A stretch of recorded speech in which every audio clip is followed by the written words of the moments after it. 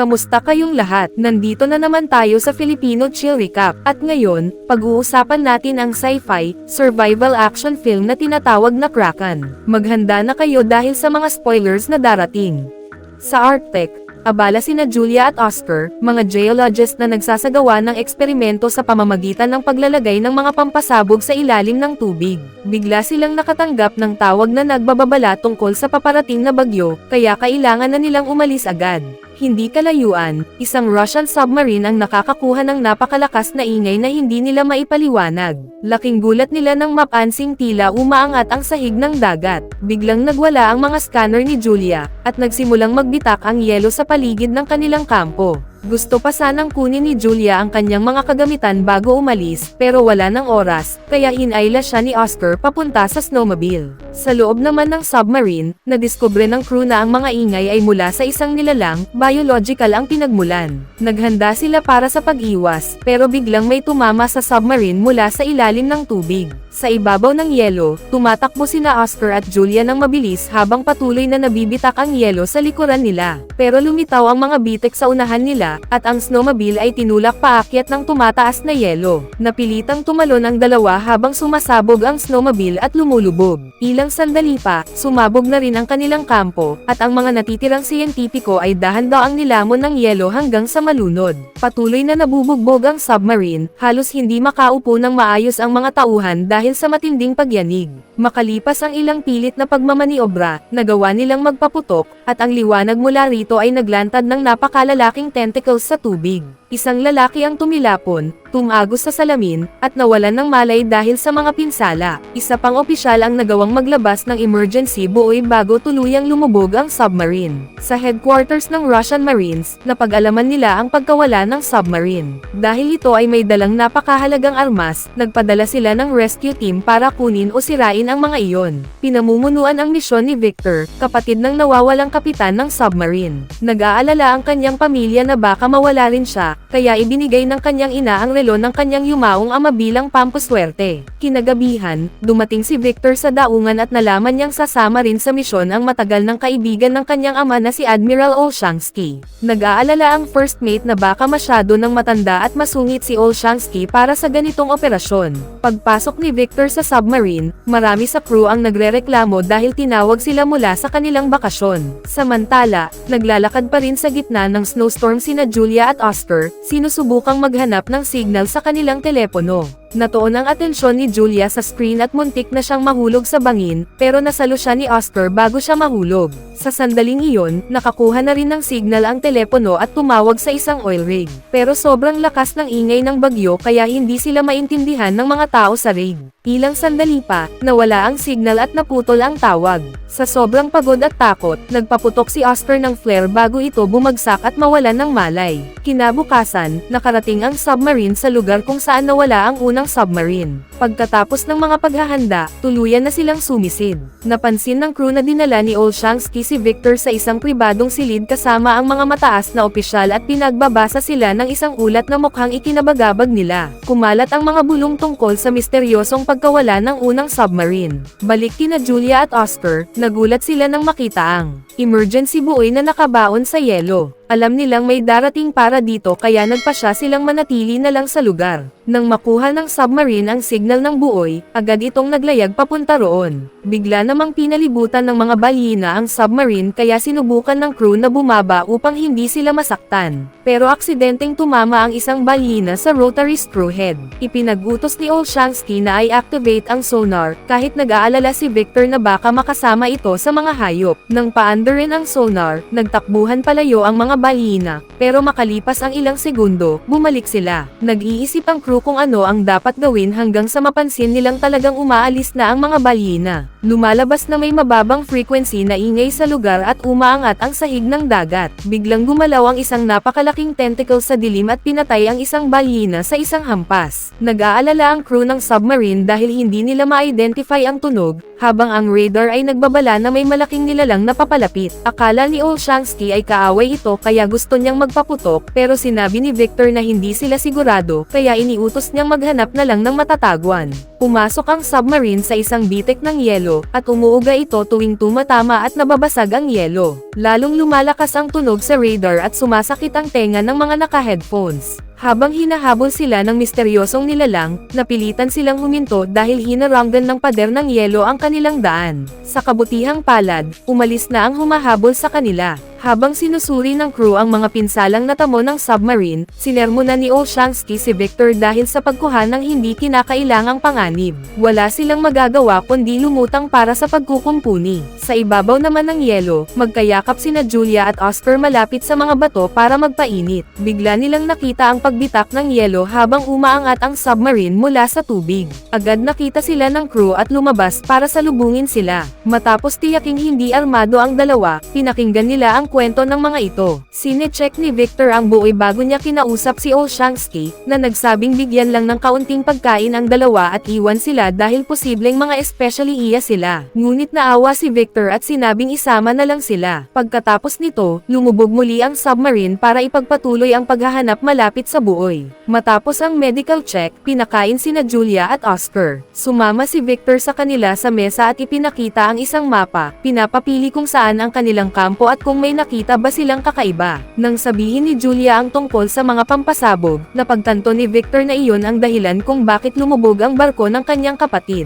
Nag-usap ang crew tungkol sa susunod na hakbang, at sinabi ni Olshansky na dapat na silang bumalik dahil sa misteryosong banta. Kapag inatake silang muli, hindi sila makakapagpadala ng emergency signal. Pero determinado si Victor na hanapin ang kanyang kapatid, kaya iniutos niyang sundan ang direksyon papunta sa kampo ni Julia. Kinausap ni Olshansky si Victor ng pribado at binalaan siyang ito na ang pangalawang maling desisyon niya. Kapag nagkamali pa siya ng isa, tapos na ang lahat. Ipinaliwanag naman ni Victor na kailangan nilang magmadali dahil kung may nakaligtas pa sa kabilang submarine, malamang kakaunti na lang ang oxygen nila. Samantala, may narinig na kakaibang tunog si Julia, at sinabi ni Oscar na sonar iyon na naghahanap sa kabilang submarine. Nagpatuloy ang paghahanap hanggang sa muling makita ng radar ang misteryosong nilalang na papalapit. Sinabi ni Victor sa crew na maghanap ng matatagwan tulad ng dati, pero nasa open area sila ngayon na walang kahit anong cover. Nagpasya silang magpadala ng emergency signal sa oil rig, at nakahinga sila ng maluwag nang payagan silang doon magtago. Habang naghahanda ang submarine na lumutang, nakita ng mga manggagawa sa rig ang higanteng mga tentacle na umaangat mula sa dagat, kaya agad nilang pinaandar ang alarma.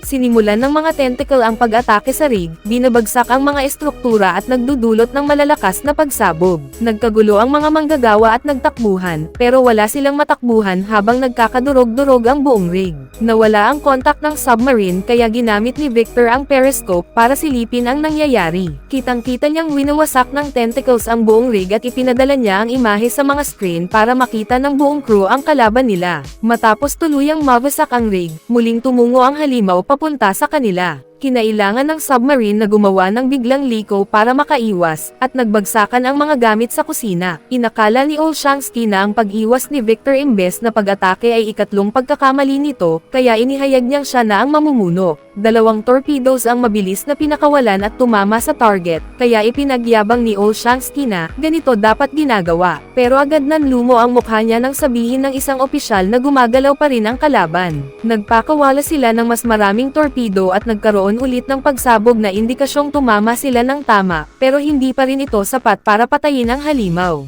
Papalapit ang nilalang at natarante si Olshansky dahil hindi niya alam ang susunod na gagawin, kaya napilitan si Victor na muling kunin ang command. Inutusan niya ang crew na patakbuhin ang submarine ng pinakamabilis, at nailegan nila ang karamihan ng mga atake, pero tinamaan pa rin sila ng isang tentacle na nagdulot ng pinsala. Natamba ang buong crew at tumama ang ulo ni Victor, kaya nahilo siya. Ilang computers ang nag-short circuit at may isang nabagsakan ng makina. Nagsimulang lumubog ang submarine at sinamantala ito ng halimaw para atakihin sila muli. Isang pagsabog ang nangyari sa torpedo compartment at nagsimula ang apoy. Pinutol nila ang ventilation at sinliyuhan ang lugar, iniwang nakalok ang 7 tao sa loob na nagpatay ng apoy gamit ang fire extinguishers. Isa pang malakas na tama ang nagpabilis ng pagbulusok ng submarine, at sinabing ng radar na napapalibutan na sila mula sa lahat ng direksyon. Sa wakas, nakita nila ng malinaw, Kraken ang humahabol sa kanila. Hindi nila magamit ang huling torpedoes kaya pinag-usapan nila ang mga opsyon.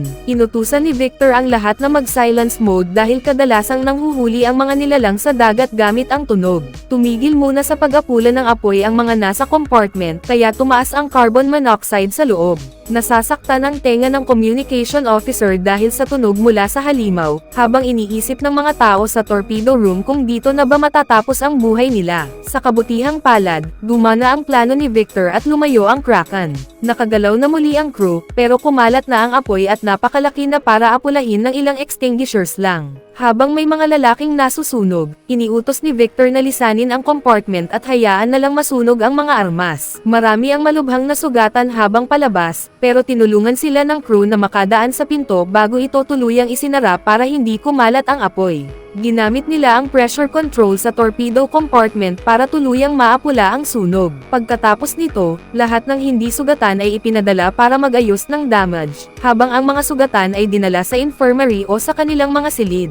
Inalagaan din ni Julia ang sugat sa noo ni Victor, at tinanong pa ng isang opisyal kung gusto ba niya ito. Nang tumanggi si Julia, sinabi ng opisyal na nilabag ni Victor ang mga patakaran para iligtas siya. Kalaunan tinanong ni Victor ang crew tungkol sa sitwasyon, at nagkasundo silang kailangan na silang bumalik dahil wala silang ideya kung nasaan ang kabilang submarine at wala silang panlaban sa Kraken. Ipinaalala ni Olshansky kay Victor na bayani ang kanyang ama dahil nagligtas ito ng mga tao sa isang submarine incident pero namatay ito sa proseso. Pagkatapos ng matagal na pag-aalinlangan, pumayag si Victor na dapat nga silang umuwi. Habang naglalakbay pabalik, binasa ni Victor ang huling sulat na iniwan ng kanyang ama. Bigla siyang naistorbo ni Julia, na napansing may mga ibon sa silid niya. Ipinaliwanag ni Victor na ginagamit niya ang mga iyon para malaman kung sapat ang oxygen sa loob ng submarine. Humingi si Julia ng mapa at itinuro ang mga lugar kung saan nakita nila ang Kraken, pati na ang dati niyang kampo. Ayon sa mga kwento, matagal nang umatake ang halimaw na ito sa maraming barko bago ito biglang naglaho, kaya inakala ng ilang iskolar na natulog ito ng malalim.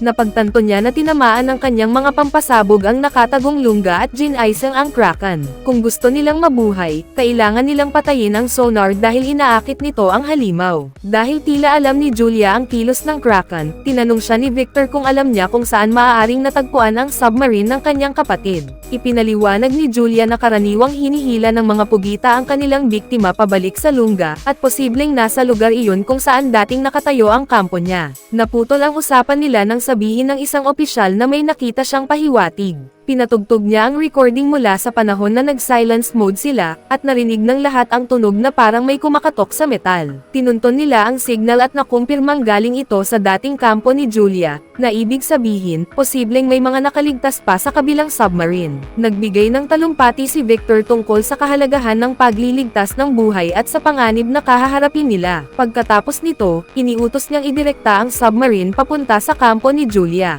Habang naglalakbay sila, naalala ni Victor ang kanyang kabataan at ang araw na naligaw siya sa bundok. Natauhan lang siya nang marating nila ang search area. Biglang nagsiliparan ang mga tornilyo mula sa mga makina at pader ng buong submarine, basag ang mga salamin at mga ilaw. Ibig sabihin nito, masyado na silang malalim kaya agad nilang pinaangat ang submarine. May opisyal na nakakita na nakarating sila sa isang bangin na parang walang ilalim, kaya gusto ni Victor na ipadala ang mini submarine para magsiyasat. Dahil isa sa mga piloto ang nasaktan sa nakaraang atake, si Victor ang nagboluntaryong pumalit at iniwan si Olshansky bilang namamahala. Umalis ang mini submarine kasama si Victor at dalawang opisyal. Rinig nila ang unti-unting pagkalas at pagbitak ng metal habang sinusuyod nila ang kailaliman dahil hindi pa sila nakapunta ng ganito kababa. Ramdam na ng sasakyan ang sobrang pressure, kaya kung hindi sila makakakita ng kahit ano kaagad, kailangan na nilang bumalik. Nang makarinig sila ng echo, agad silang pumunta sa direksyong iyon at nadiskubre ang daan-daang barkong lumubog. Patunay na tama ang teorya ni Julia at ang mga alamat tungkol dito.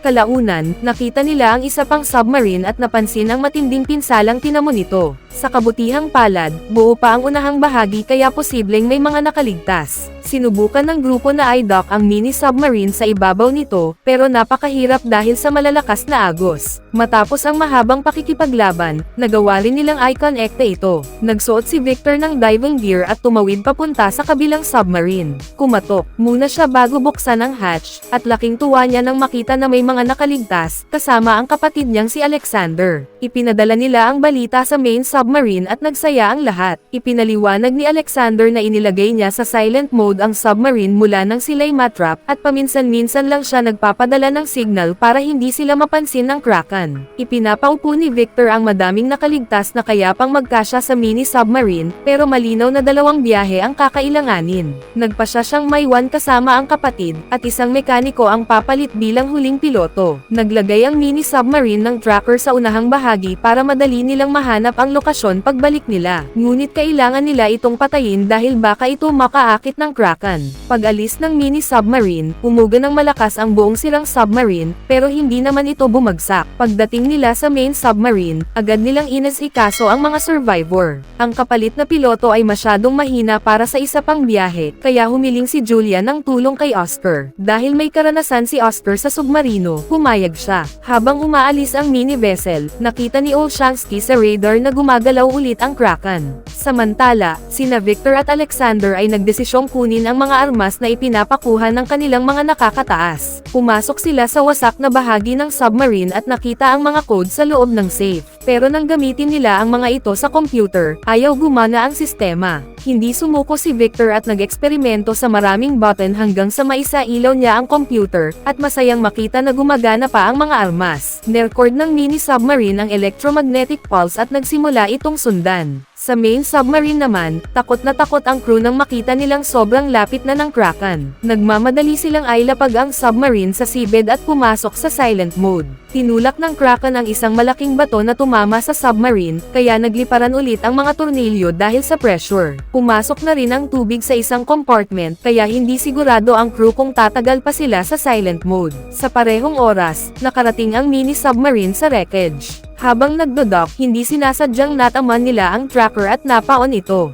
Papunta na sana ang Kraken para umatake sa main submarine, pero naramdaman nito ang tracker at agad bumalik papunta sa kanyang lungga. Agad nagutos si Olshansky na gamitin ang pagkakataong iyon para makabalik sa ibabaw. Samantala, gumapang si Victor sa loob ng isang tubo para marating ang torpedo room na nabara ng mga guho. Narinig ni Alexander ang pagdock ng mini-submarine at inutusan ang mga tao niya na sumakay na habang hinihintay ang kanyang kapatid. Sa wakas, narating ni Victor ang weapons room at sinimulang ilagay ang mga code sa torpedoes, habang si Alexander naman ang naglalagay ng code sa computer. Aabutin ng kaunting oras bago ma-load ang mga armas, kaya sapat ang panahon para mahanap sila ng Kraken. Naghanda ang crew habang unti-unting bumabalot ang mga tentacles sa submarine. Nag-usap ang magkapatid sa radyo at humingi ng tawad sa isa't isa para sa kanilang mga nakaraang alitan. Napunit ng Kraken ang kalahating bahagi ng submarine, pero buti na lang, ang parte itong walang laman. Nang susundan pa sana nila, sabay pinindot ng magkapatid ang activation ng weapon.